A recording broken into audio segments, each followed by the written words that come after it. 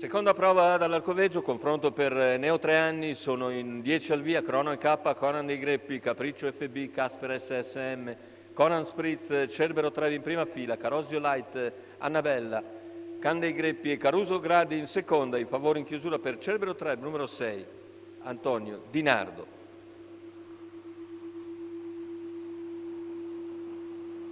Macchina che stacca con la velocità di Crono e K che si oppone per il momento a Capriccio FB e a Conan Spritz che sbotta di galoppo. Numero Così 5 Conan Spritz squalificato. Numero 8 Annabella squalificato. Numero 3 Capriccio FB squalificato. Cerbero 3B. In schiena Crono e K, cavalli molto sgranati con diverse rotture nella prima fase di gara. E quarto iniziale che se ne va per il battistrada in 31,5.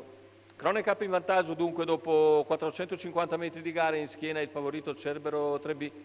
In terza posizione vediamo Conan dei Greppi, più indietro il resto della compagnia.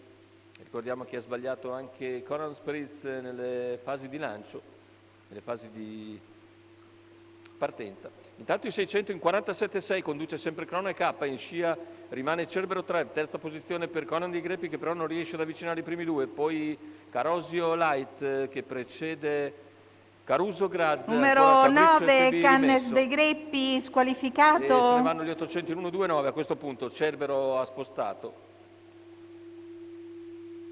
E va dopo 1 chilometro in 1,18,2, va all'attacco di Crono e K che prova a replicare, i due prendono un nettissimo margine di vantaggio, 500 alla conclusione con i due alle prese, il parziale ora probabilmente più svelto dell'intera corsa, 14,4 per arrivare sulla curva finale con Crono e K che cerca di controllare la progressione decisa di Cerbero 3 che insiste al suo esterno. Sembra guadagnare numero 7 Carosio Light squalificato con Crono e K che si mantiene in vantaggio ma insiste ancora Cerbero 3B a centropista, Crono e Cerbero alle prese a 50 dalla conclusione, Crono sul palo riesce a difendersi ancora da Cerbero, mentre per il terzo la lotta vede ancora Conan dei Greppi replicare a Caruso Grad. Il successo per Crono e K, Federico Esposito, una sgambatura bella fino per tutta la dritta, poi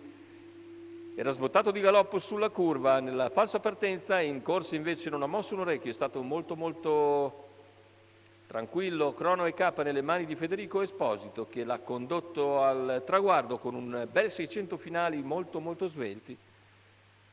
Secondo posto per Cerbero 3B, al terzo Conan dei Greppi.